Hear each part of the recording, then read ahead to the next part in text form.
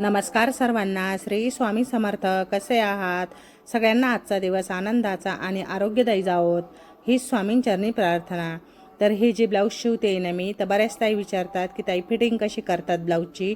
तर फिटिंग करताना आपण ज्यावेळेस मागचा पुढचा भाग जोडतो ना, तर त्यावेळेस खालीवर आहे की काय, कमी जास्त आहे की काय ते बघून घ्यायचं.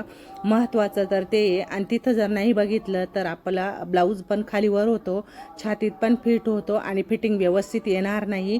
पहिले कटिंग करून घ्यायची व्यवस्थित, दोघं पण पार्ट मुंड्याच्या साईडला सारखे कट करून घ्यायचे. त्यानंतर बाही जोडायची. मग त्यानंतर तुम्ही बघा बाहीची फिटिंग कशी येते. तर ही एक दीदी आहे ना, तिने क्लासमध्ये म्हणजे क्लास जवळजवळ संपत आलेला आहे, पण मेघाबाईचं प्रिन्स कटचं ब्लाऊज शिवलं आहे. इतकं सुंदर आलेलं आहे ना ते ब्लाऊज, तर बस कधी. खूप खूप सुंदर आलं आहे आणि खूप छान. हिचं काम आहे ना थोडं दमानी आणि व्यवस्थित हळू करते, पण खूप ब्लाऊजला खूप छान अशी फिनिशिंग येते. आणि इथं आमच्या चिवताई चाललं, एक कपडा घेतला आणि त्यावर टिपा मारायचं काम चाललं आहे.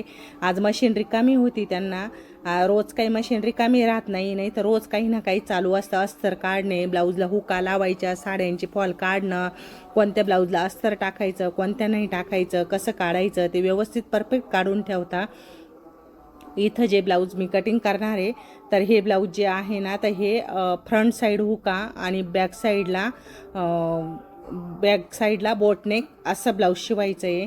तर या दिदीने ना मला फोटो टाकला होता हे ब्लाऊज कसं शिवायचं आहे ते, तर मी तुम्हाला त्याचा फोटो पण पुढे दाखवेलच. तर यामध्ये मी फोरघडी करून घेतली आहे. फोरघडी करून घेतली, त्यानंतर शोल्डर टाकलं आहे 6.5 आणि मुंडा टाकतं आहे 6.5. उंची 14.5 टाकलेली आहे ब्लाऊजची. आणि म्हणजे पुढच्या साईडला तिला हुक पाहिजे आणि बॅक साईडला हुक नको आहे. म्हणजे बोटनेक जे ब्लाऊज असतं, तर आपण जास्तीत जास्त बॅक साईडला हुक टाकतो. तर ती बोलली की मला फ्रंट साईड हुका पाहिजे, तर त्याची कटिंग कशी करायची ते दाखवते मी तुम्हाला. तर हा जो भाग आहे ना, तर हा पूर्ण 32 छातीचं पॅटर्न आहे. तर याचा 32 छातीचा चौथा भाग 8 घेतला आणि प्लस हे 2 इंच मार्जिन ठेवली. याला असे पॉईंट करून घेतले. पॉईंट केल्यानंतर इथं मुंड्यामध्ये आपण 1.5 इंचाचा आकार द्यायचा. थोडंसं नॉर्मल अर्धा इंच बाहेर घ्यायचा हा आकार आणि तिथून 1.5 इंच मोजून 1.5चा आकार द्यायचा आहे. तर या पद्धतीने तुम्ही कटिंग करून बघा. खूप सुंदर आणि खूप सोपी पद्धत. म्हणजे ज्या कोणाला ताईंना आहे ना बॅक साईड हुक नाही आवडत किंवा लावायचा प्रॉब्लेम होतो, तर तुम्ही front side back side boat neck टाकून फ्रंट साईड पण हुक टाकून असं पण ब्लाऊज बनवता येतं. तर तुम्ही नक्की बघा, याची कटिंग बघा आणि मी शिवून पण दाखवते ब्लाऊज कसं शिवते ते. तर हे झालं आहे, असं फोरघडी करूनच टाकते मी. तर त्यानंतर मी आता कटिंग करून घेते.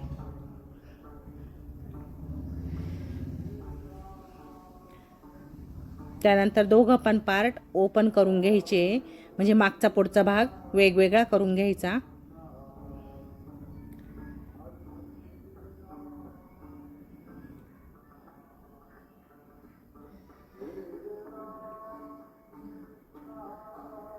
दोघं पण पार्ट आहे ना वेगवेगळे केल्यानंतर मग बॅक साईडला आपल्याला गळा कसा टाकायचा, फ्रंट साईड काय टाकायचं. तर इथं मी बॅक साईडला गळा टाकते. तर इथं त्या मुंड्यापासून या साईडला मी शोल्डर घेते 3.5.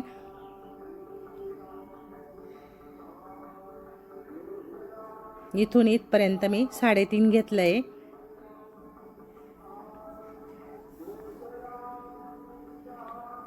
आणि खाली घेतला आहे गळ्याचा आकार जो घेतला आहे ना, तर तो घेतला आहे 3.5.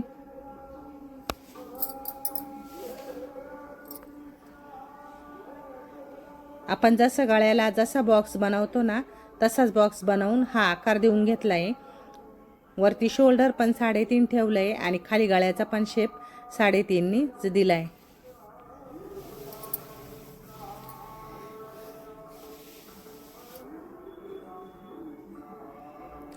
आता हे बघा, असं ब्लाऊज बनवायला सांगितलं आहे तिने. तर बॅक साईड असं पॅच टाकायचं आहे. तर आता ही आपण बॅक साईड कटिंग करून घेऊ.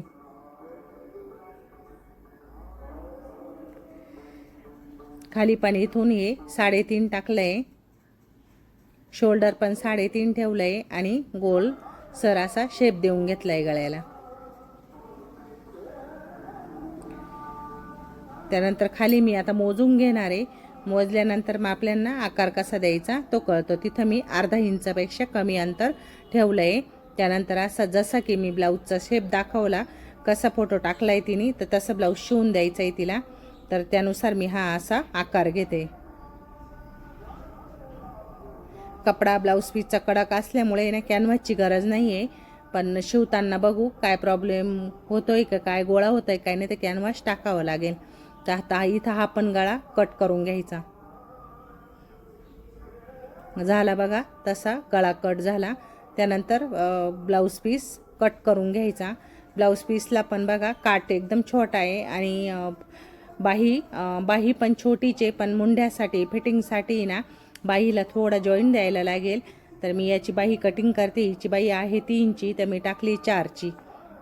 1 इंच आपण जास्त टाकायची.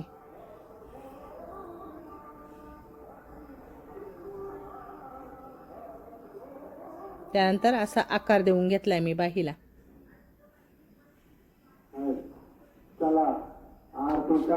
बाही पण कटिंग करून झाली आहे. त्यानंतर ब्लाऊज पीसवर टाकले तर बघा साईड नाही ना 1-1 इंचाचा तरी मला जॉईंट द्यायला लागेल. हे ब्लाऊज पीसला जॉईंट दिला की ब्लाऊज पीस मुंड्यामध्ये छान बसतं. किती कमी मापाचा जरी ब्लाऊज असेल ना तर तुम्ही ब्लाऊज पीसला जॉईंट नक्की द्या, कारण की जॉईंट दिल्यामुळे ना व्यवस्थित फिटिंगला पण व्यवस्थित येतं आणि कमी जास्त होत नाही. आता इथं मी पीसची पण 4 घड्या करून घेतले. काठाची बाजू बॅक साईडला घेणार आहे मी. आता ही फ्रंट बाजू झाली कटिंग करून.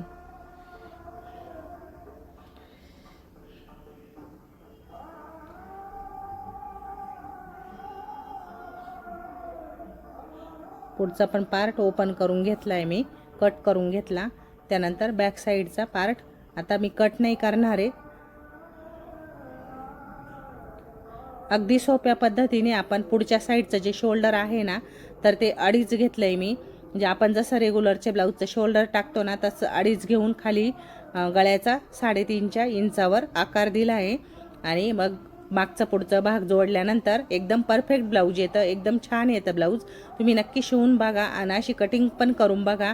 तुम्ही कटिंग केली ब्लाऊज शिवलं का त्यानंतर तुम्हाला कळेल की ब्लाऊज कसं बसतं. आता मी तुम्हाला लगेच बॅक साईडचा पार्ट जोडून दाखवते. तर बॅक साईडला मी खालच्या साईडला टिप मारून घेतली आहे. मागचा पुढचा भाग अस्तरचा जोडला आहे. त्यानंतर आता हा गळ्याला पण टिप मारून घेते.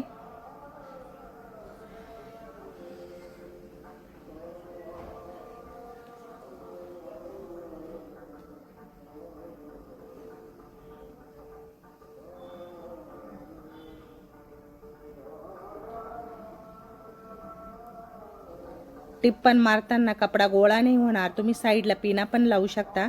पिना जर लावल्या तर कपड्याची गोळा होणार नाही आणि टिप पण व्यवस्थित येते.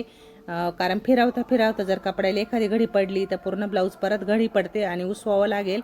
त्यानंतर टिप मारल्यानंतर मी गळामधला जो कपडा आहे ना तो कट करून घेते.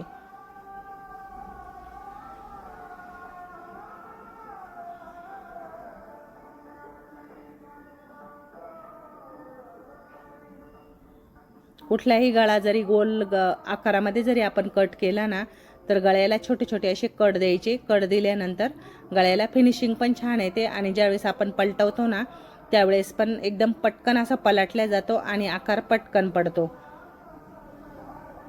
आता या गळ्याला आहे ना कोपरे काढायचे राहतात. मग असं आपण स्क्रूच्या किंवा दामन किंवा सुई असं घेऊन त्याने असे कोपरे असे बाहेर काढून घ्यायचे.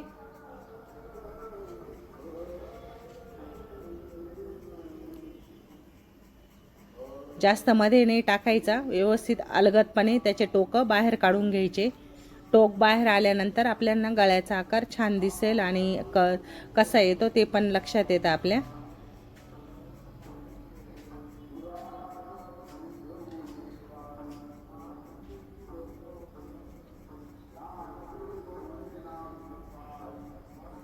आता मी याला दाबटीप टाकून घेणार आहे.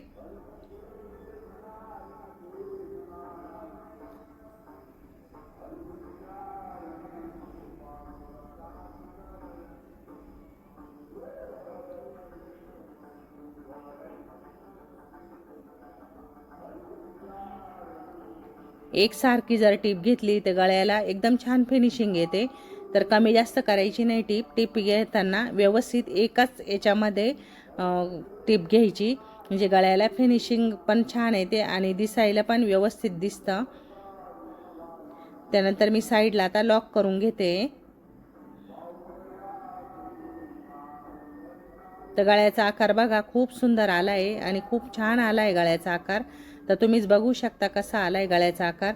अजून मी या साईडला इथं मी वरती जॉईंट करून घेणार आहे गळ्याचा आकार. तर तिथून तिथपर्यंत शोल्डरपासून खालीपर्यंत सरळमध्ये मी 4.5 इंचावर बॅक साईडला टक्स टाकणार आहे. त्यानंतर वरच्या साईडला टक्स दोघं बाजूनी टाकून झाल्यानंतर दाब टीप दिली आहे. आता बाहीला जॉईंट देऊन घेते. जो पाठीचा भाग टाकलेला होता ना त्या साईडचे पट्ट्या उरतात ना, तर मग त्या पट्ट्या मी आधी बाहीला जॉईंट देऊन घेणार आहे.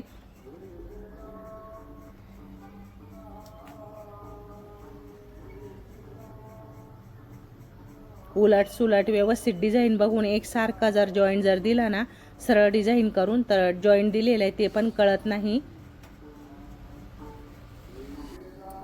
तर तुम्हाला ही बोटनेक ब्लाऊजची कटिंग आवडली का? अगदी सोप्या भाषेत सोप्या पद्धतीने तुम्ही बोटनेक ब्लाऊज आपण घरच्या घरीच स्वतःचं ब्लाऊज स्वतःच शिवू शकतो.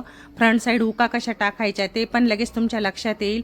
तर तुम्हाला व्हिडिओ आवडला असेल तर व्हिडिओला लाईक करा, शेअर करा आणि अशाच नवनवीन व्हिडिओसाठी नवनवीन माहितीसाठी आपल्या चॅनलला सबस्क्राईब करा.